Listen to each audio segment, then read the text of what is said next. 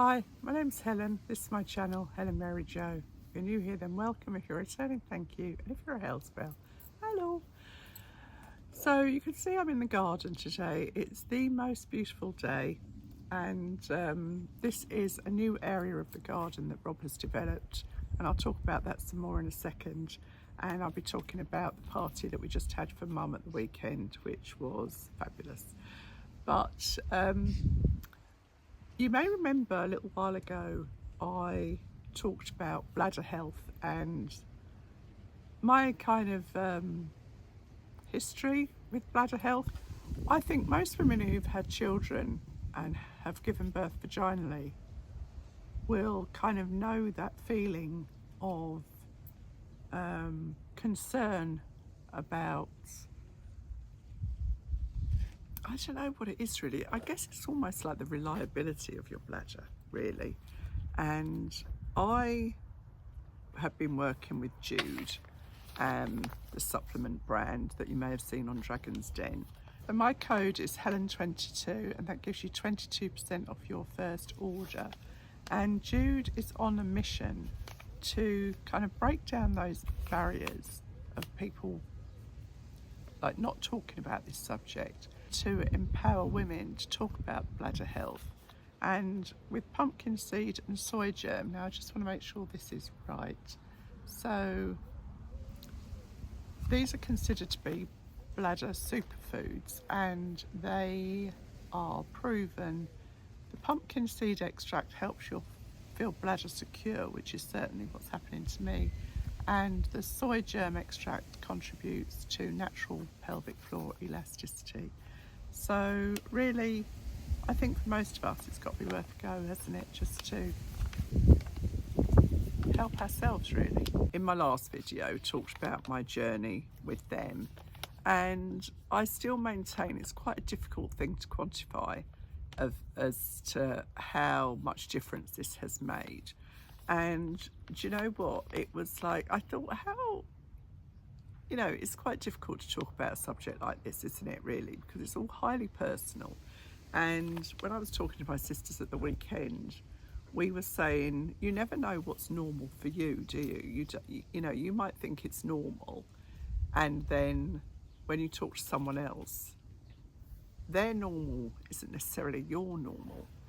I don't think I'm explaining that very well. But what I would say to you is, I remember I was having what I called very heavy periods, but then other ladies were saying, oh yeah, I've got really heavy periods. Now, your heavy period might be different to my heavy period.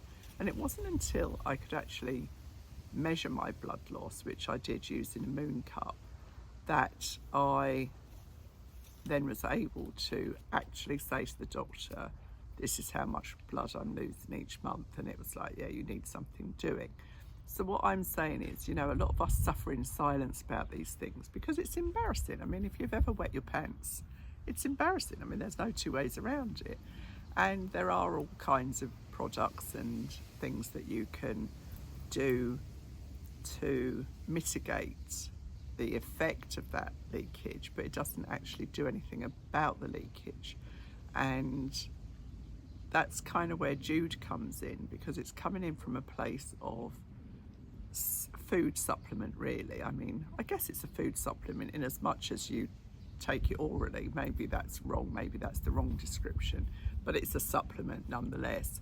And it's a completely plant-based supplement, pumpkin seed and soy germ. Oh, it is a food supplement. It says it on the packet, so I'm okay saying that. And I've been taking this for, must be a couple of months now, I guess. Is it a couple of months? Anyway, for a little while. And as I say, a bit like with periods, you don't know quite how to measure that, because it depends on so many circumstances as to what effect this kind of thing can have on you. But this sounds a bit crazy, but what I do feel like is that it's making me feel like I'm doing whatever I can to have the best version of me that I can have. again, I don't know if that makes a lot of sense, but you know, as we get older, when you're younger, you just think that everything is always going to be okay. And as you get older and you start having some of these kind of symptoms and side effects of life and menopause and everything else, you start to realize that you do have to take some of these things under your own responsibility. And you know, I've told you before that I've been taking the magnesium supplement, and that has transformed my life. And these are completely harmless. You know, you can only try, can't you, is what I'm saying, because I think, you know, I know that there were so many ladies that commented on that last video and thanked me for being honest and open about this subject. And I'm one of those people. I don't really shy away from any subject, especially when I think it might affect other people. And, you know, I'm lucky I've got 4 sisters. My mum's still alive. I've got 2 daughters. So I've got lots of women that I can talk to about these things without fear of judgment. And I know there was ladies that said, you know, I never drink after a certain time. I don't drink if I'm going out. All of that kind of stuff. And what kind of brought this home to me is the fact that for Mum's party on Saturday, I wore a jumpsuit. And, you know, I was very, very busy that day, and getting to the loo was kind of the least of my priorities. But I had a kind of a sense of security about it, which I guess has come from the fact that I feel like my bladder is more reliable now. And I didn't have that sense of, I need to empty my bladder just in case. I need to go to the loo before I think I need to. And I drank whatever I wanted to drink. You know, I was busy, I was rushing around. There's so many drinks that are irritants to your bladder. Caffeine drinks, caffeinated drinks, carbonated drinks, they can all irritate your bladder. So I just wanted to come on and kind of remind you about this. My code is, I'm going to have to look it up, I'm pretty sure it's Helen22 to give you 22% discount. They sell this in, it's Helen22. They sell this in Boots, they sell this in Holland and Barrett. First time I ever heard about it was on Dragon's Den, and it kind of got the money, you know, to develop. And I just honestly think if you can do something that's easy and give it a try and see if it helps you in a kind of a non-invasive way, then that can only be a good thing. So I just wanted to kind of share my experience with you, really. And obviously everybody's experience is going to be very different. Now I'll talk a bit about Mum's party. So if you're new to my channel, my mum was 94 on Saturday. She is just getting over having broken her arm in 2 places, very nasty break by her elbow, and she's making a really good and strong recovery. And I had planned before any of that happened to have a big party for her, because it turned out there was 10 reasons to celebrate in our family this year. There was 18th, 230th, 40, 50, 60, 70, a wedding, did I say a silver anniversary, and Mum's 94th, which is on the longest day of the year, the 21st of June, and it fell on a Saturday this year. So all arrows pointed to a family celebration. So I had invited everybody. I'd done a save the date on New Year's Eve 2025. But you know what, I keep forgetting what year we're in. That's the pickle my brain is in. And then we had the party here on Saturday, and it was a huge success. I think everybody enjoyed it. We've got a lovely big garden here, and Rob worked incredibly hard to get the garden ready, and it looked magnificent. And I've got some footage that I will show you of the garden before everyone arrived, and then I've got a little bit of footage at the end that I'll put in that shows you kind of the atmosphere of the day, really. I'd hired a singer guitarist who was very good, and they definitely bring another element to a party. It was under £400 just for this chap to come, and he played for a couple of hours, I think, in total. Had a 15-minute break, and it kind of brought another dimension to the party. For food, people have asked me, I'm one of 6, and I'm the eldest girl of 5 sisters. There's 5 sisters, my brother's older, and there's 5 sisters, and I'm the eldest girl. And so I've cooked for large numbers all of my life. From the age of 10, I was cooking for 8 people with my mum, so it doesn't faze me at all. It's hard work, mind you, it is hard work, but it doesn't faze me at all. And so I always think when you're doing something like this is keep it fairly simple. The more you introduce by way of foodstuffs and things like that, is the harder you make it for yourself. So I decided to go with Greek lamb. So at Easter, I bought 4 legs of lamb, half price, and put them in my freezer. I had no room left in my freezer at all with preparation for this party, but of course now it's empty. So I had 4 legs of lamb, a great big piece of beef about this big, and half a side of salmon.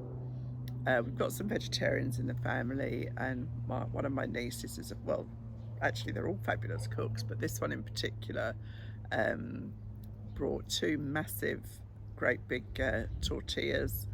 And I mean, when I'm talking like they must have gone 14 inches across. They were amazing.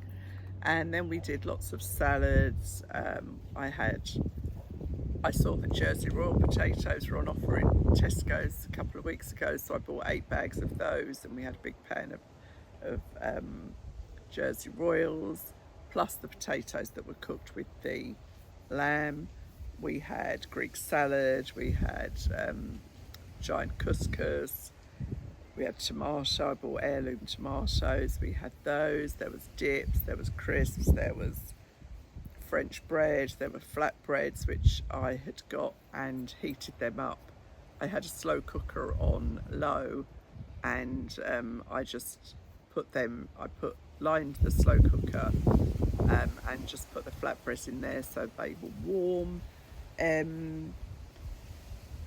Yeah, there was tzatziki, there was all sorts of things really, and it all went down very, very well. And then I'd asked my sisters to bring a side dish, and one made an amazing carrot salad, another one made a rice salad, and you know, there was so much food. I mean, honestly, we probably could have almost sat down again, but there was enough for lunch on Sunday. I had 13 here for lunch on Sunday, and I would just say keep it simple. If anyone's worried about catering for large numbers, just keep it simple. People don't expect, you know, you're not a restaurant, so you don't need to be looking at all kinds of different options.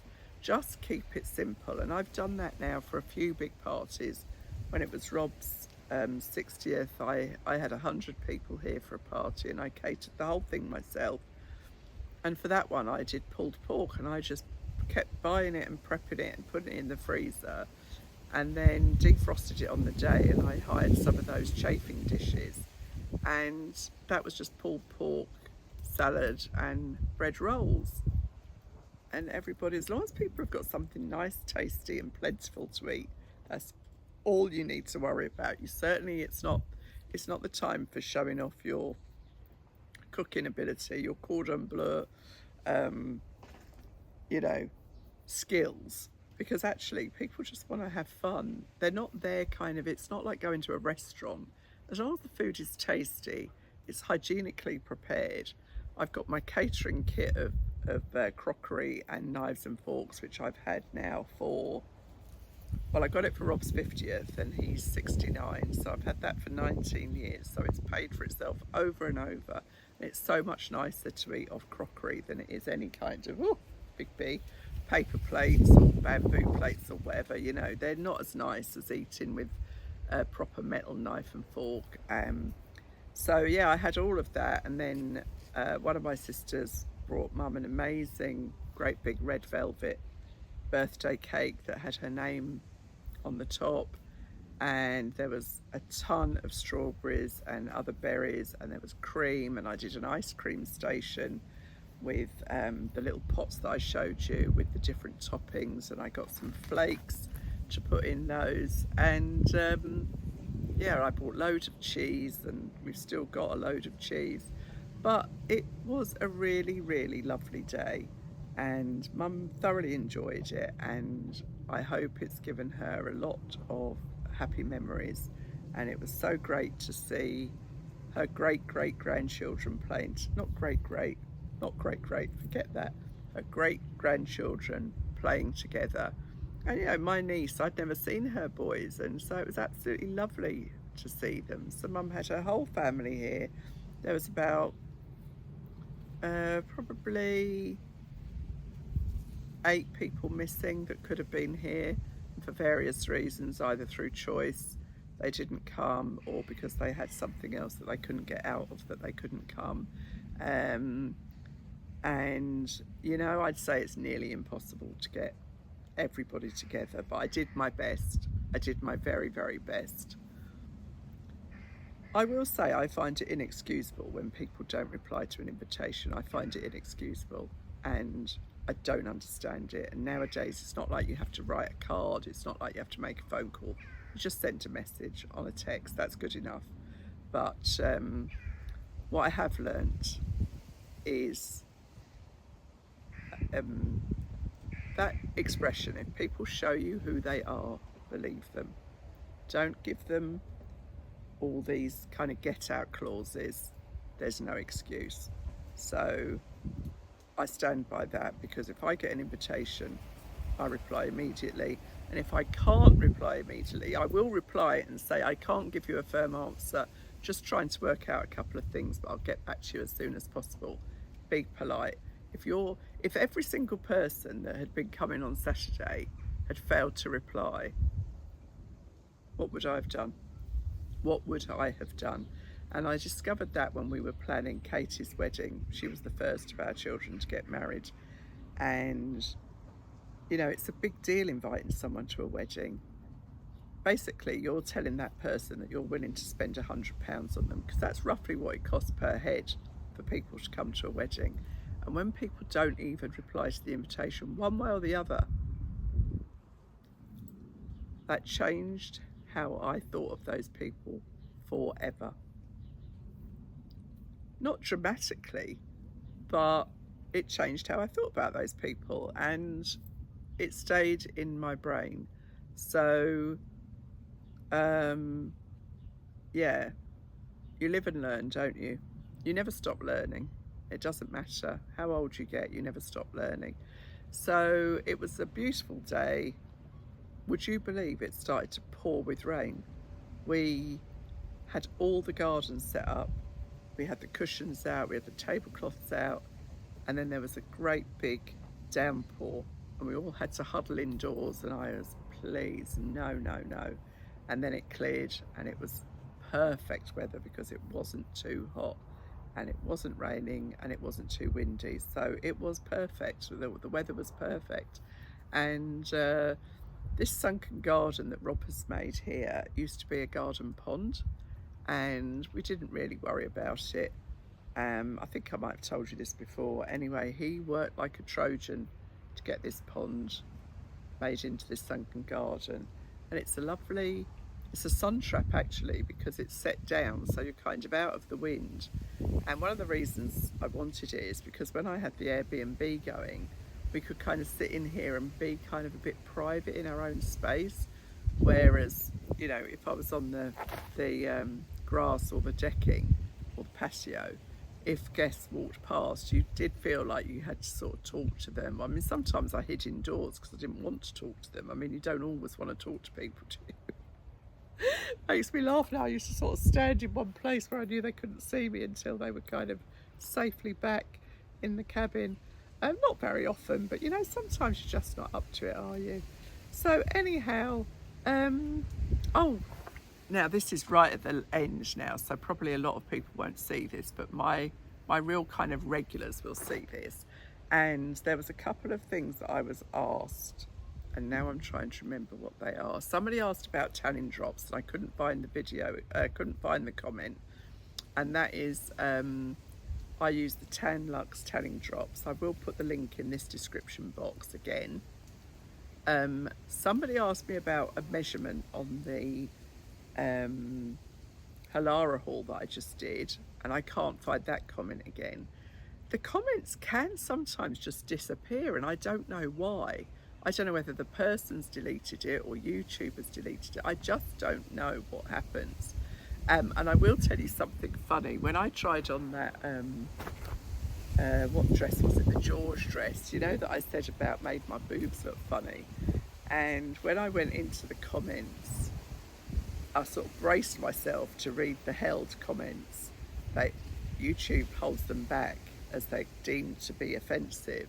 And then 3 different ladies had commented on my boobs, and because they'd used the word boob, their comment had been censored. And so, but then when I ticked them to say they're okay, they disappeared. So, you know, the vagaries of YouTube I don't understand, and I can't understand. But I would just like to say thank you as ever. Mum was so happy with the lovely comments that she received, and you'll have seen her response. And in this video you will see what I did with her birthday card, the solution I came up with for all the ladies that wanted to wish her well on her 94th birthday. And I think that's it. I think that was all I needed to say. I am still tired, I'm not going to lie. I mean, you won't see this now. I'm recording this midweek, but the party was on Saturday, but then, as I say, I had 13 for lunch. So my intention had been to write all the birthday messages in a card, but when it was over 300, I decided not to do that. So you've read them all, haven't you? I have, yeah. And then this arrived for you. Goodness me. So it's just a little... Okay.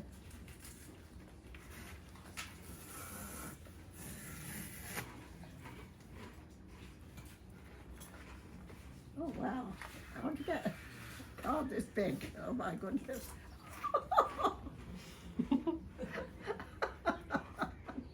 Oh, look at that. And open it. All right. You haven't written them all in. Oh, No, I haven't, no. Oh, that's wonderful. There we go. So that's what I did to save me from 300 or more greetings. So thank you, ladies. The party's just starting, but it's Mum's actual birthday today, and she has written a message that I will put in the comments for you. Oh, that's lovely. Thank you so much. This is the table kind of ready for the food that needs to be kept in the fridge. So the lamb and the beef and anything that really couldn't be left out. So all of that was yet to come. And then we've got the cosmopolitan mix all ready to go. We're out in the garden now with the bunting.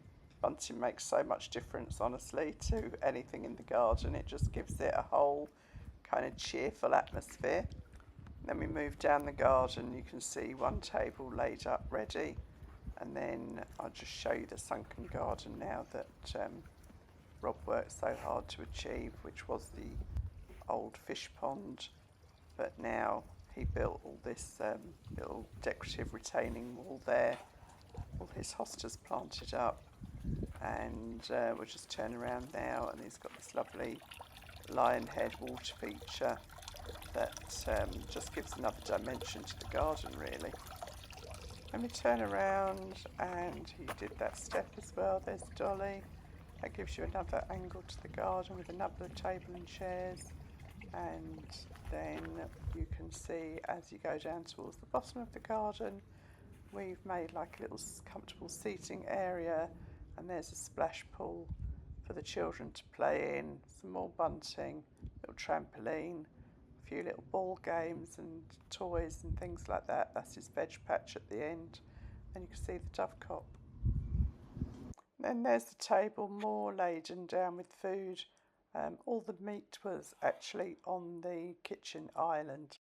And finally, Mum and her daughters.